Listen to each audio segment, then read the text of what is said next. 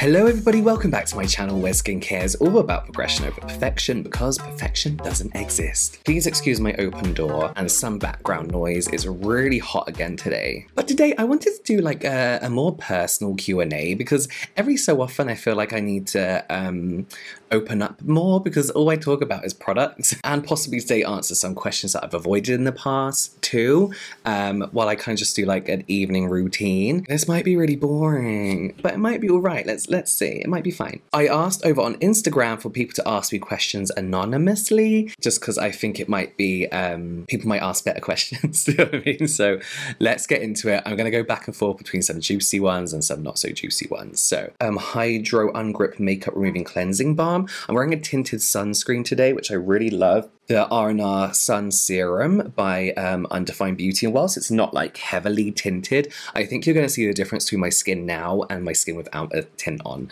You see how good that sunscreen is. This is a fine cleansing balm. No, it does the job. So the first question I got straight away was, has YouTube etc. made you rich? It has been the most financially beneficial job I've ever had.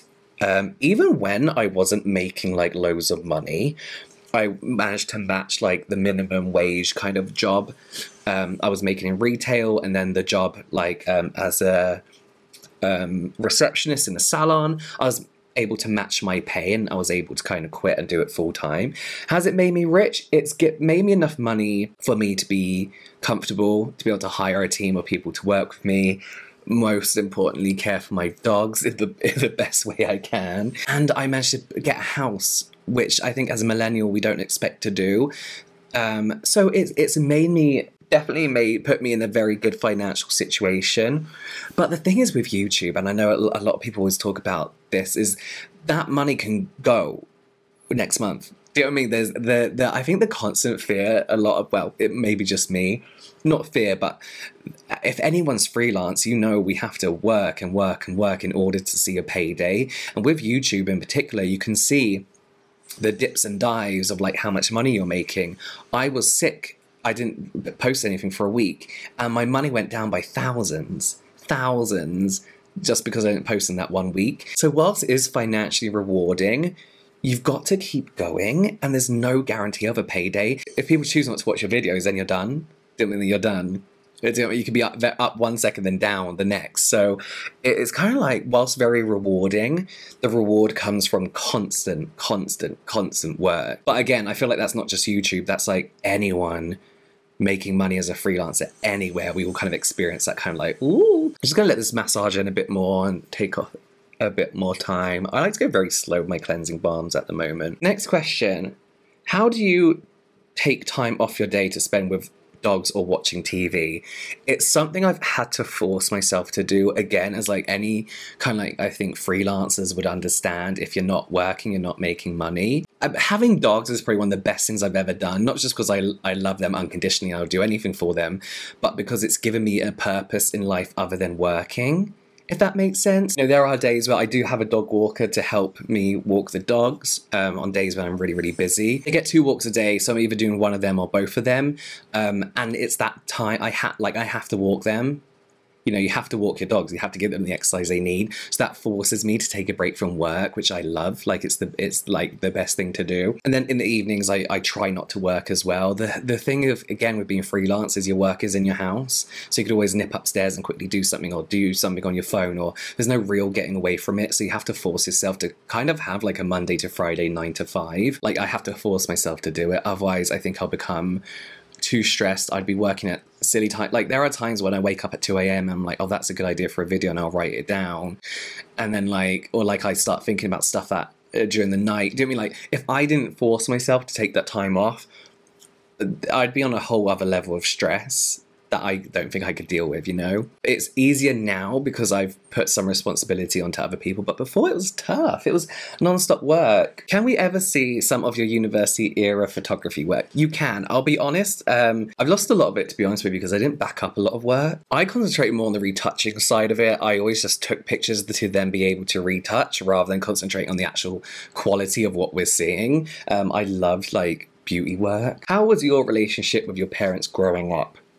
Good. Very good. Very good. I've been very lucky to have some very, very supportive and understanding parents. I feel like, I don't know, I've had an amazing upbringing, an amazing childhood, teenage life, etc. And I feel like the support, the kind of like freedom to allow us to mess around, experiment, be creative has kind of led to what I do today and given me the kind of like get-go just to be like, get on with it. Do you know what I mean? Like, you know, filming yourself in your bedroom isn't necessarily a good start to a career, but it's turned into one.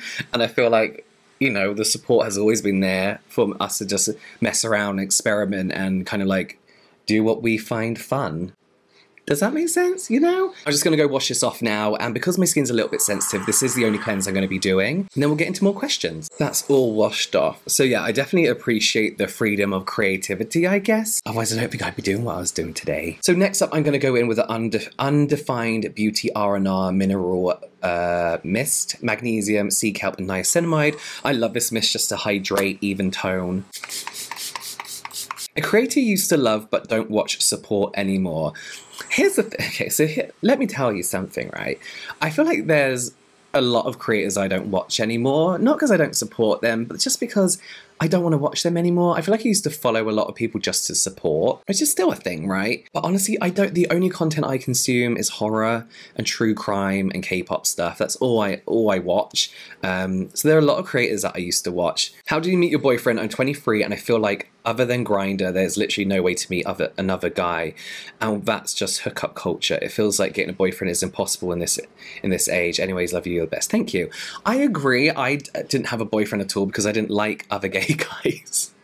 I'll be honest, because I was in London, it was all very much about that hookup culture and I didn't want to be part of that. It's all very incestuous, and even if I did get a boyfriend out of that group of people, I feel like they would have slept with half of London. I know it sounds so bad, but Grindr isn't the place. Grindr is a hookup app. It's not a dating app. I feel like there's so much pressure, or like I feel like a lot of people feel like they have to be in a relationship. I met my boyfriend what I would call organically. He's got tattoos of one of my favorite artists down his arm, and I found him through a hashtag on Instagram. And I feel like those are the type of things, whilst like one in like 1,000, I feel like those are the type of things that people don't allow to happen anymore. I feel like these dating apps and this kind of like hookup culture leads people to thinking that they found the right person for them, but it feels almost forced. Do you know what I mean? It feels almost like forced. I don't know. You know, there's something like nice about fate and like the world leading you to the right person rather than scrolling through a selection of 50 people that you have to pick from. It feels really odd.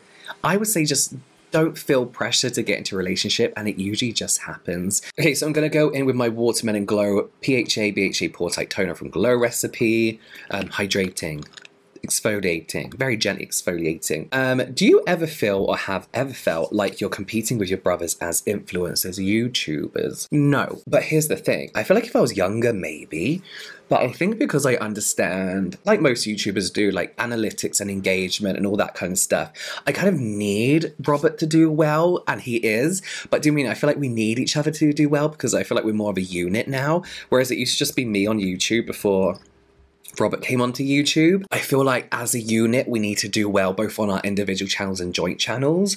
So it's not about competing at all to me. It's about making sure we're both doing what we need to do. But then I've never been like that. I've never been competitive. I think I got that in my mouth. One thing I've learned through working there's so many different careers, is that competing and trying one-up someone doesn't get you anywhere. You garner this reputation for yourself and also kind of like stress yourself out more than you have to. And I know it's like a cheesy saying and philosophy, but if one person in your team or your genre is doing well, it's going to lift up the rest of you, you know? And that's not just being like, oh, we all win, we're all friends. It's just how analytics work and engagement and how the algorithm works. I mean, I'd be lying if I didn't like look at people like when Hiram blew up and I wasn't like, oh shit, he's doing really, really well. How am I going to step my game up? But it's less about competition. It was more about how do I make the most of this moment? How do I kind of...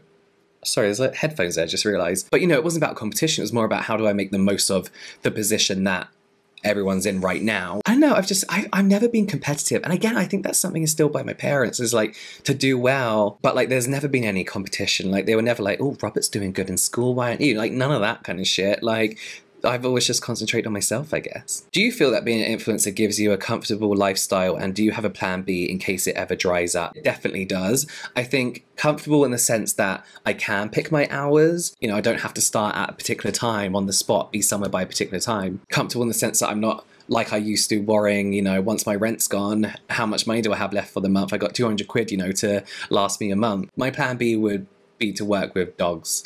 I'd love to work in like a shelter, something like that, you know, something just, you know, I don't know, something that I think I used to be all about, like, what's a cool sounding job? Like, what's something that people look at and be like, oh, that's cool, you're cool. But now I don't care. I just want to do something. I think the stress of working all the jobs that I did, I think if I ever have to stop YouTube for any reason, the job I'd concentrate on is something that would bring me actual joy and happiness over like how much money I'm making in it, if that makes sense. Do I want children? Absolutely not. I'm going to be using the Cosrx Hyaluronic Acid 3 Amino Acid Ceramide Serum. This is one of like my new favorite serums. This is like the Rhode peptide glaze thingy serum, but so much better because it gives you that glow. But the ceramides are so good at caring for your skin. You're going to get that like dewy, glazed, hydrated look permanently over time if you keep using it, you know. I feel like this is dewier and glassier than the Rhode one, whilst actually having loads of benefits to it as well. That's a really shit description, sorry. No, I don't want children. I think I just don't like them. I know that sounds really bad, but I think it's almost like an insecurity on my behalf because I don't know how to talk to kids. I don't know how to act around kids. They make me quite uncomfortable. Like, they talk to me and I'm like, I don't know what to say to you. Or like, what am I going to say to you? Like, I'm fine baby talking to a dog, but when it comes to a child, I'm like, all right, what have you been up to? I know it sounds bad to say I hate kids, but I'm also like a gay millennial. You know, who part of growing up was never even the option to have kids, get married, let alone have kids, you know. Obviously now we could do all that kind of stuff, but still, it's just never in my plan. I've never really warmed to children. I don't want anyone to inherit my shit when I die. No, I don't. I also think there's too much pressure on like people our age to, so like, when are you gonna have kids? Do you know what I mean? Like, when's the kids coming? And like, why does everyone have to have children? The world is overpopulated. Let's cool down a bit. Like, let the millennials not have kids. Deliverance Trinity Serum. I wish this was in stock all the time because I don't bulk buy this, and I should do. For redness and calmness and soothing of the skin, this is one of the best serums I've ever used in my life, and I overuse the shit out of it. But I love it so, so much. Are there any influencers or skinfluencers that you can't stand? Of course! Of course. Like everyday life, like, you're gonna really dislike some people and you're gonna love some people. You're gonna be fine and cordial with some people. But those people I just don't interact with.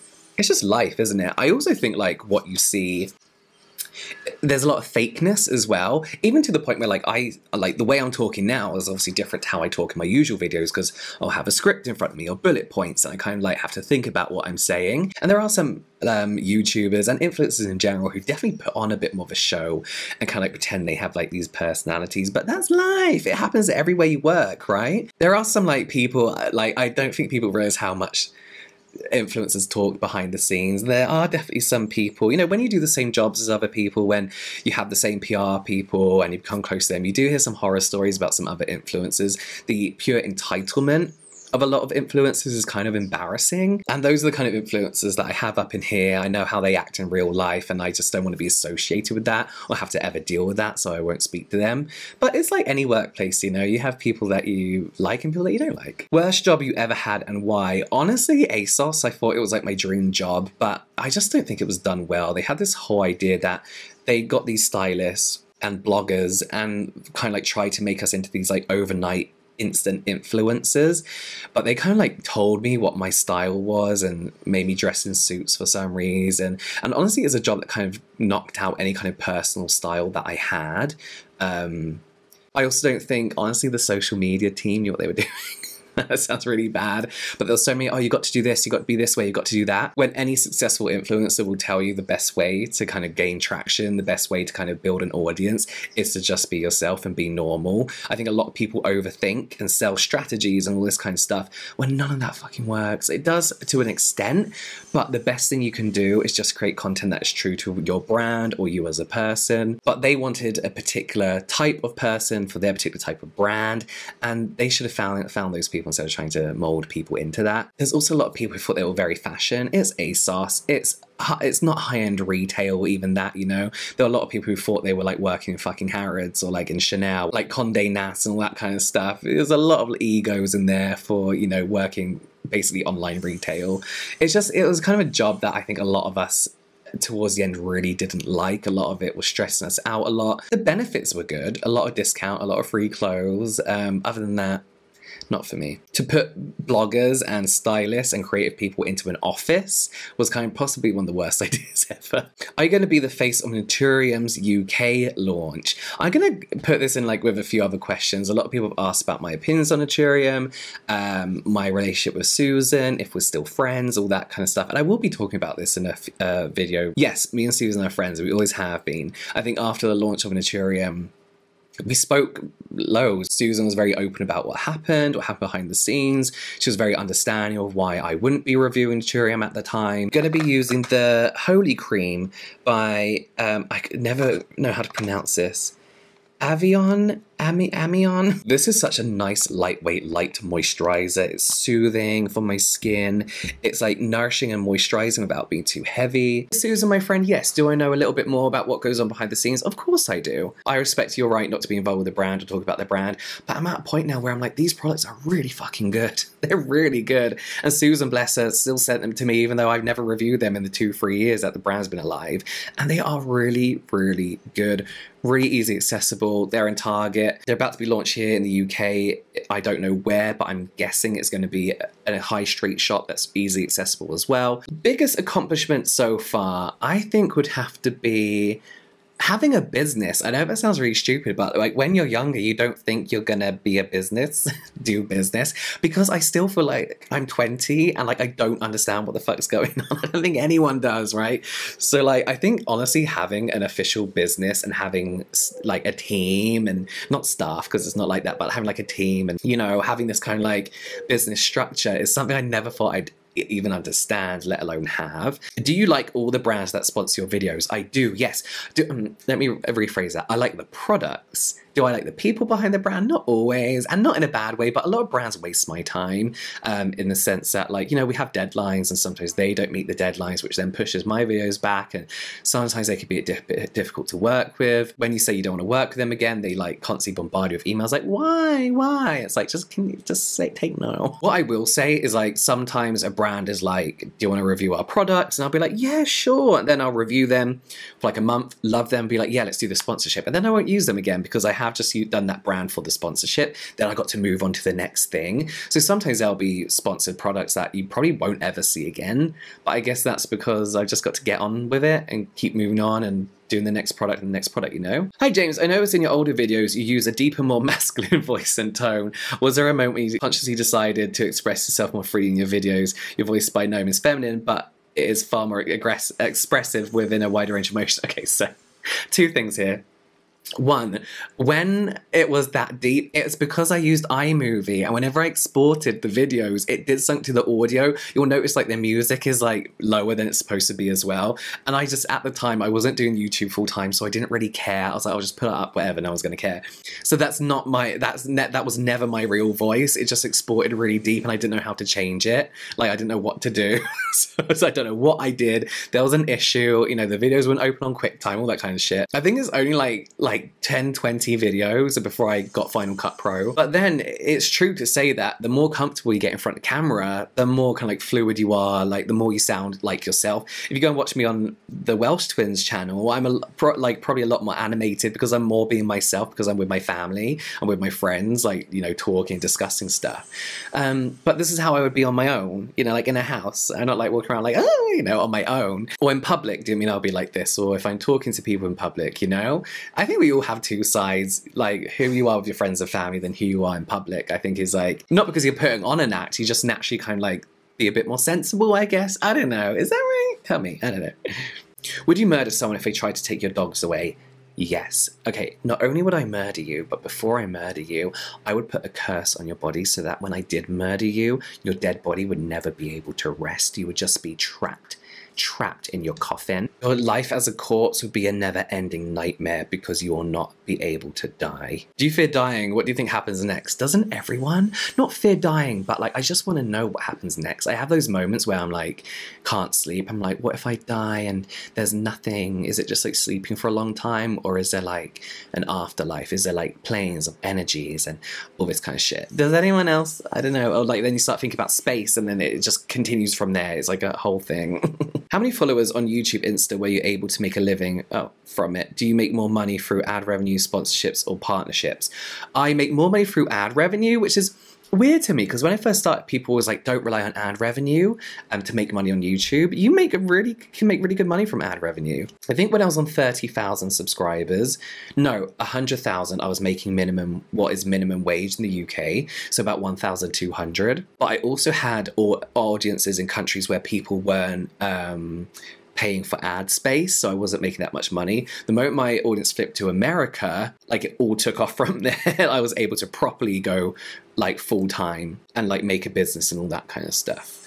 But that's the thing, is I don't think people, like when people say, oh, I want to be a YouTuber, I think they like think you have to have millions or like hundreds of thousands to be able to do it as a full-time job. You can make really good money on like 30K, 30,000 subscribers, that is. Even 10 if you're doing the right sponsorships and all that kind of stuff. You don't have to have a huge audience in order to be like a successful YouTuber in any way whatsoever. Have you experienced any homophobia or racism towards yourself whilst dealing with brands? No, not with brands. I think because like I'm quite racially ambiguous. I'll keep doing that. I have been called pretty much every racial slur under the sun online, but it kind of makes me laugh because it just kind of shows how ignorant people are. Like they just presume I'm one thing. People always said, why am I putting on an English accent? Because they, you know, were confident that I was from their country. There was one dermatologist, white dermatologist, who kind of like did this really bizarre post about how white passing skincare influencers are doing more successful than dermatologists or something because they're white passing. First of all, if you're white, it's not your place to tell someone they're white passing, because I have faced, even though I consider myself white passing, I still have brown skin. I still have all these ethnic features, as I've been told before, that people would, you know, say racial slurs to me about before. So for someone to tell me I'm white passing and completely kind of like disregard all the racism I faced before is really annoying. It's not a white person's place to tell someone they're white passing, but I appreciate I'm white passing. I have this very typical Southern English accent. So whilst I've not faced a lot of, you know, I wouldn't say racism was a huge deal in my life. Online, the trolls, very much so. Honestly, it's never bothered me because it's just people who are racist. Like, I don't know what's going on with you. It's weird, you know? Do I have a celebrity crush? I don't really know many celebrities, and that sounds really weird. I don't really know celebrities. Markiplier for sure when it comes to YouTube, his voice, his like business ethos, the way he looks. But other than that, not really. I don't really know. What are the best and worst dates you've ever been on? I went on a date where the guy showed me his tanning mitt, and it was like green for some reason. It was like green and orange, and my friend was with me, luckily, and she was like, we have to go. I was like, yeah, we do now. We have to go. It was like cheese. It was horrible. It was like cheesy. Is there anything you would want to explore video-wise that you are too nervous to, as in worried you wouldn't get the views or responses you would like? Yeah, I'm going to do my lips. I'm going to use the Isho Drench. Yeah, I love nail art, in particular Japanese and Korean, unsurprisingly, nail art. I have a very big collection of polishes, gel polishes, tools, transfers, stickers, gel pots, all this kind of stuff. It's kind of like a hobby of mine that I'd love to explore more and learn as I go on YouTube. But it's kind of like a whole new territory, and I know people are going to be like, you're shit, and I'll be like, I know, but I'm trying to learn, you know? I would like to talk about that a bit more, but I don't know how interested people would be on it, and I don't really want to start another channel. Oh, and then I'm going in with the Then I Met You Honeydew Lip Mask. Do you have any beef with brands that you wish you could tell us about, but you can't? I'll tell you one. I can't remember who the brand is, but they asked me if I wanted to review a UV mirror. I thought, oh, why not? Let's give it a go, see what they're all about. And they asked for my rates, and my manager was like, they don't really have that much money to do. I was like, listen, if I like the product, let's send it out. If I like the product, I'll do it for whatever they say, you know, it'll make an interesting bit of content. Because sometimes I do that. Sometimes I'm like, I need my full rate. Sometimes like, you know what, if I think it will benefit my content in some way, I'll just accept whatever the brand is offering. We hadn't signed a contract, nothing like that. That brand contacted other skinfluencers, asked for their rate, then when they told them their rate, they said, why are you charging more than James Welsh? James Welsh only charges this, and was basically trying to shoot down these influencers' price. So we're like, yeah, no, not anymore. We hadn't even signed a contract. I wasn't even officially working with them, and we were trying to do them a favor because they didn't have a big budget. So that was really annoying.